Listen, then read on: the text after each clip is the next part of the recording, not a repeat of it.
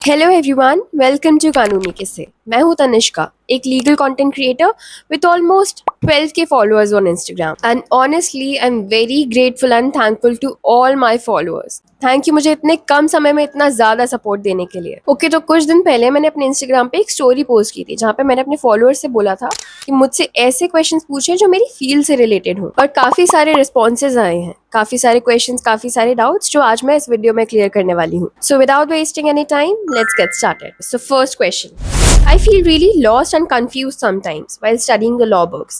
I want to know how to get it. Honestly, मैं समझ सकती हूँ क्योंकि मुझे भी कभी कभी लॉ बुक्स पढ़ते टाइम ऐसा लगता है कि कुछ समझ ही नहीं आ रहा है। सब कुछ इतना कंफ्यूजिंग लगता है, बट ट्रस्ट में ये सबके साथ होता है। और ऐसे टाइम पे what really helps me is breaking things down. मैं पहले एक छोटा टॉपिक उठाती हूँ, उसे एक सिंपल लैंग्वेज में समझती हूँ, और फिर उसके बाद टेक्स्ट बुक और बेयर एक्ट्स पे जाती हूँ। तो पहले सिंप्लीफाइड नोट्स या यूट्यूब वीडियोस देख लो and then jump to bare acts, क्योंकि अगर बेयर एक्ट्स पे सडनली चले जाओगे तो तुम्हें कुछ भी समझ नहीं आएगा। तो स्टेप बाय स्टेप चलो और फिर धीरे धीरे तुम्हारा माइंड लीगल लैंग्वेज को एक्सेप्ट करने लग जाता है। Okay, next question, how to study law subjects easy and understanding. देखो, लॉ सब्जेक्ट्स ना टफ नहीं होते, बस उनको पढ़ने का तरीका अलग होता है। अगर तुम सीधा बेयर एक्ट उठा के पढ़ने लग जाओगे ना तो बहुत ज्यादा कंफ्यूजिंग हो जाएगा। तो सबसे पहले एक टॉपिक उठाओ, उसका या तो यूट्यूब वीडियो देखो या तो कॉलेज में लेक्चर्स अटेंड करो, उसके नोट्स बनाओ, जितना सिंप्लीफाई कर सकते हो उतना सिंप्लीफाई करो। और फिर जब तुम्हें क्लियर होने लग जाता है तब तुम बुक्स पे या बेयर एक्ट पे जंप करो। और फिर उस टाइम पे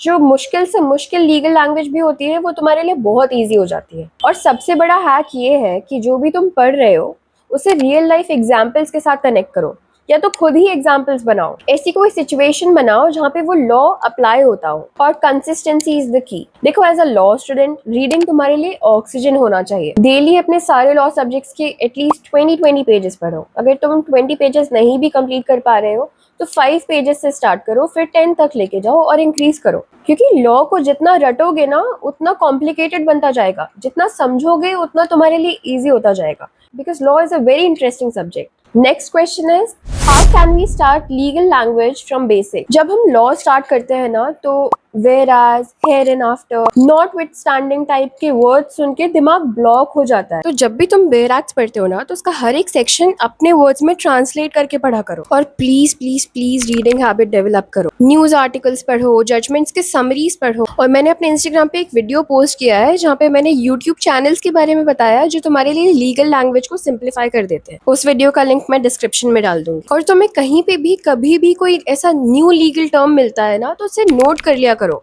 उसके मीनिंग के साथ, और अपने डेली लाइफ नॉर्मल कॉन्वर्जेशंस में उन वर्ड्स का यूज करो तो तुम्हें दिमाग में बैठ जाएंगे वो words. Now next question is, do you need to have strong English to study law. बिल्कुल नहीं। तुम्हें ना सिर्फ बेसिक अंडरस्टैंडिंग चाहिए होती है ताकि तुम समझ सको कि बुक में लिखा क्या है। हाँ, लीगल इंग्लिश थोड़ी अलग होती है, बट टाइम के साथ पढ़ते पढ़ते फिर वो तुम्हारे लिए बहुत ईजी बन जाती है। तो जैसे जैसे तुम बेयर एक्ट्स, केस लॉस पढ़ते जाओगे तब तुम्हारा ब्रेन ऑटोमेटिकली वो लैंग्वेज पकड़ने लग जाएगा। क्योंकि मैंने अपने इंटर्नशिप के दौरान बहुत सारे ऐसे सक्सेसफुल एडवोकेट्स देखे हैं जिन्हें इंग्लिश नहीं आती है। पर अगर तुम अपनी इंग्लिश इंप्रूव करना चाहते हो तो हर चीज गूगल करो, सब कुछ पूछो, डाउट्स क्लियर करो और नोट डाउन करो, क्योंकि आफ्टर ऑल प्रैक्टिस से सब कुछ ठीक हो ही जाता है। Next question is, how do you prepare for exams in law school. देखो, मैं हमेशा बुक से पढ़ती हूँ।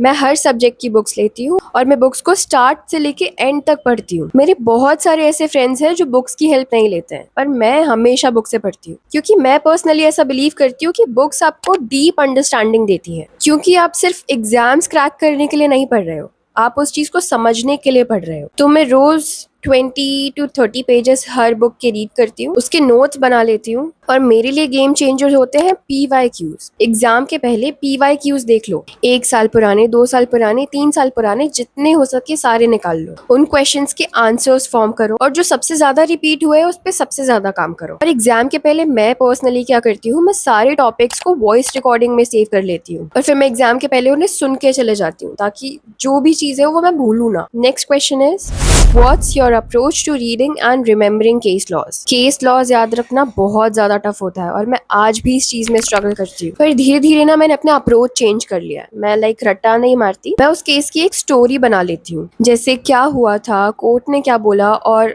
क्या प्रिंसिपल बना। तो स्टोरी बनाने के बाद ना इजी हो जाता है तुम्हें याद रखना, और जो भी केस तुम्हें याद रखना है ना उसका शॉर्ट में नोट बना लो। फुल जजमेंट ना लिख के कीवर्ड्स लिख लो। उन केसेस को फिर अपने फ्रेंड्स के साथ डिस्कस करो, उन्हें समझाओ, उनसे पूछो, तो फिर वो तुम्हारे दिमाग में स्टोर हो जाता है। Next question is, what advice would you give to first year law students. अगर तुम फर्स्ट ईयर लॉ स्टूडेंट हो, ब्रीथ। सबसे पहला एडवाइस, एक्सप्लोर करो। स्टार्टिंग के कुछ दिन मजे करो, लेकिन उसके बाद सीरियस हो जाओ। अपना फाउंडेशन स्ट्रांग बनाओ। सब्जेक्ट जैसे कॉन्स्टिट्यूशन, कॉन्ट्रैक्ट, आईपीसी, इन सब को स्ट्रांग करो। इन सब सब्जेक्ट्स को अच्छे से समझो, क्योंकि ये तुम्हारी पूरी डिग्री का बेस है। और सिर्फ एग्जाम्स निकालने के लिए मत पढ़ो, समझने के लिए पढ़ो। मैं जब अपने लॉ स्कूल के फर्स्ट ईयर में थी तब मैं सोचती थी कि इंटर्नशिप ठीक है बाद में कर लूंगी, सेकेंड ईयर में कर लूंगी, पर मेरे जैसी गलती तुम मत करना। फर्स्ट ईयर से ही इंटर्नशिप ढूंढने लग जाओ, भले ही एनजीओ में चले जाओ, कुछ करो। लॉ स्कूल में तुम्हें दो चीज बहुत ज्यादा हेल्प करने वाली है। पहला है experience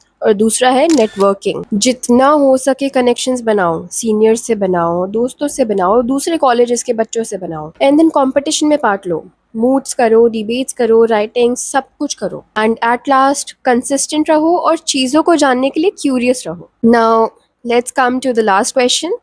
What skill do you think that a law student must develop early? अगर तुम एक लॉ स्टूडेंट हो तो सबसे पहला स्किल जो तुम्हें डेवलप करना चाहिए वो है रीडिंग। और अगर तुम्हें रीडिंग से नफरत है तो कुछ भी करो पर रीडिंग करो, because law is all about reading, reading and reading. सिर्फ रीडिंग नहीं, साथ में अंडरस्टैंडिंग भी, क्योंकि अगर तुम एफिशिएंटली रीड करना सीख गए ना तो तुम हाफ बैटल वहीं जीत जाते हो। दूसरा है कम्युनिकेशन स्किल्स। चाहे तुम कोर्ट में हो या प्रेजेंटेशन में, कम्युनिकेशन तुम्हें हमेशा स्टैंड आउट करवाती है। अपने कम्युनिकेशन स्किल्स को स्ट्रांग बनाओ, कॉम्पिटिशन्स में पार्ट लो, डिबेट्स करो, मूव्स करो, सब कुछ करो। And third is time management. देखो लॉ स्कूल को लोग जितना इजी समझते हैं ना उतना इजी होता नहीं है। सब्जेक्ट्स, मूड्स, इंटर्नशिप्स, असाइनमेंट, सब कुछ एक साथ करना पड़ता है। और अगर तुम टाइम मैनेज करना सीख गए तो बस तुम बैटल जीत चुके हो। और ये बेसिक स्किल्स अगर तुमने डेवलप कर ली है तो बाकी की स्किल्स तो तुम डेवलप कर ही लोगे। तो ये थे कुछ ऐसे ट्रिक्स जो मैं यूज करती हूँ, और बाकी आप कमेंट सेक्शन में बताना कि आपकी अप्रोच क्या है। तो यहाँ पे हमारे क्वेश्चंस खत्म होते हैं। अगर आपको ये वीडियो पसंद आई हो तो please like, comment and subscribe to my channel. इस वीडियो से रिलेटेड सारी लिंक्स मैं अपने डिस्क्रिप्शन में डाल दूंगी।